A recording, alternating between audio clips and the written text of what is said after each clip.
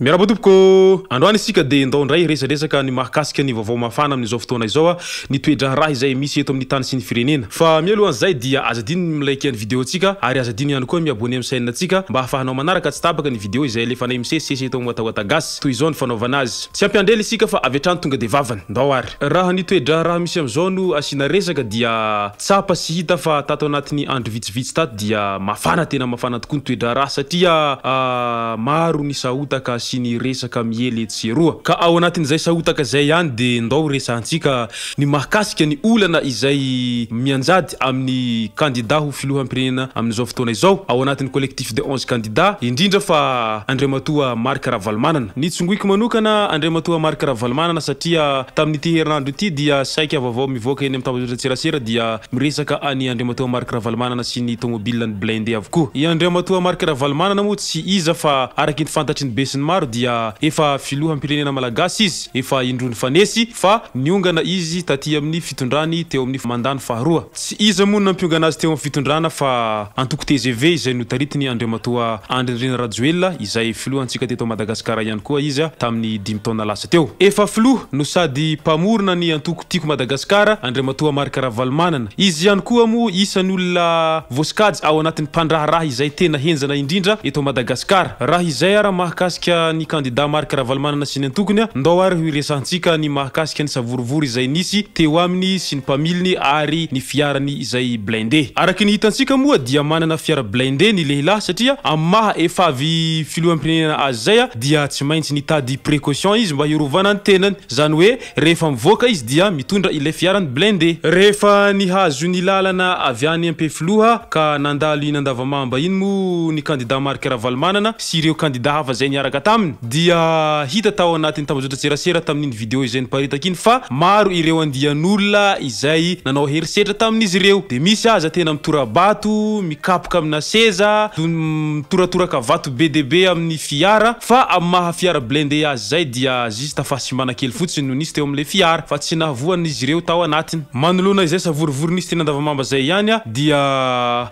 ray andro taoriany zay nisy nanao publication tao amin'ny Facebook fa maty ilay ramatoa anankiray izay nanao lamba jaune orange tamin'ny fotoana io izay mpanohana mavitrika ny Andriamatoa Andry Rajoelina. Izany hoe maty nodomin'ny fiarany Marc Ravalomanana hono fa tsy fantatra mazava ary tsy hita tao anatin'ilay vidéo ny profo manamarika fa nodomin'ny fiarany Marc Ravalomanana tokoa ilay ramatoa sa ve maty ny zavatra hafa. Fa ny hita sy tazana tao anatin'ilay vidéo dia ireo andian'olona marobe izay nanao herisetra tamin'ny ireo candidat izay nandalo teny amin'iny lalan'iny izay nitoraka sy nanao herisetra isan-karazany. Ny mahagaga nefa rehefa nanao publication fa hoe maty ilay ramatoa dia avy hatrany dia nanao publication ihany koa Andriamatoa Andry Rajoelina tao amin'ny pejiny izay nampahery any mahery foany fa ireo olona marobe izay nanao herisetra tamin'ireo candidat nefa tsy nisy resaka fa ity resaka ramatoa maty ity no tena nidiran'ireo mpitandro filaminana lalina dia lalina tokoa satria rehefa natao ny fanambarana fa hoe nodominy Andriamatoa Marc Ravalomanana tany tomobile ny ilay ramatoa avy hatrany dia nandray andraikitra ireo mpitandro filaminana. Maro moa ny olona nametra-panontaniana mahakasika n'ity raha ity. Misy ny manontany hoe aiza ara le proof manamarina fa tena nodominy Andriamatoa Marc Ravalomanana tokoa ilay ramatoa. Ary maninona no tonga dia nandray fepetravetrany ireo mpitandro filaminana manoloana izay raha izay fa tsy mba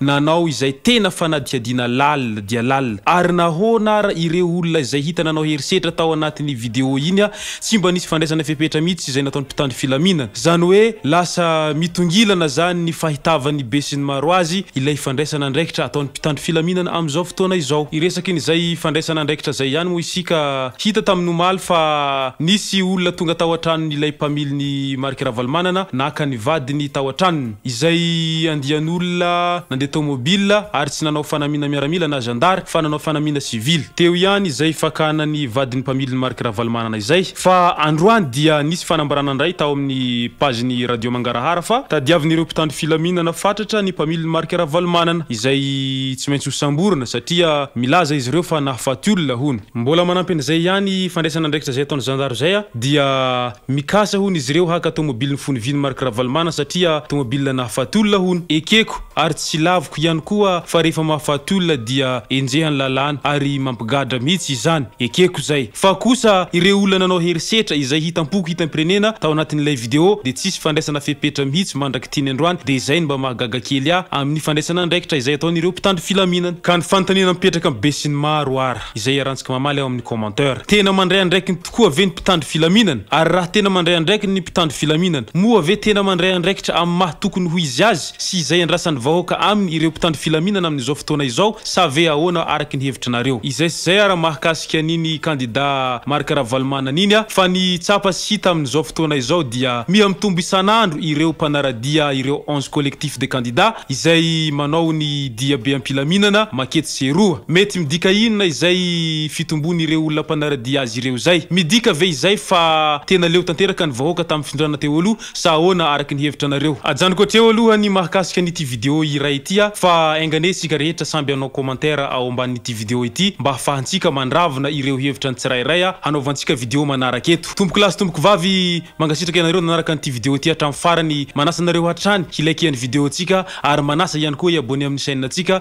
mba afahanareo manaraka tsy tapaka ny vaovao izay elefany eto moatagasy tomboko lasy tomboko vavy mangasitraka dia mirary soa zanakadago zao zanakadago zao fiera fa zanakadago zao tsy mivakirano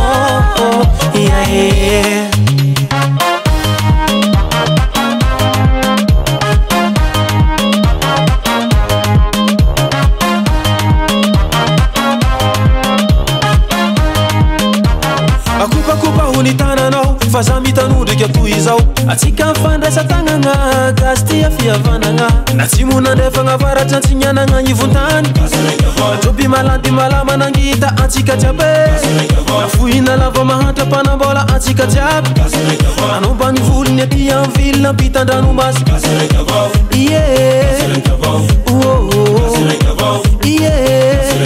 malagasya zanakadago zao zanakadago zao fiera fa zanakadago zao tsy mivakirano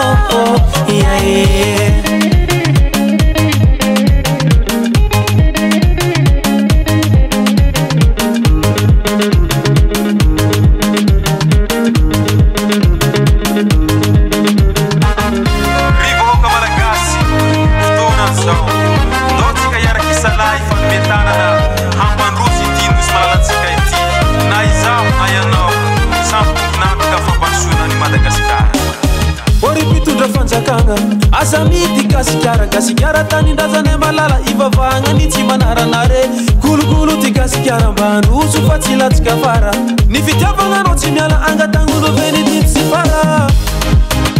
tiara baba avambonimbony avambonimbony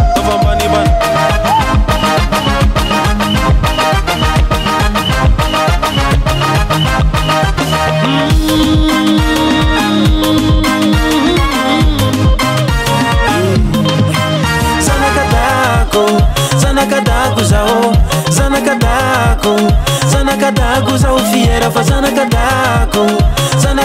zao tsy mivakirano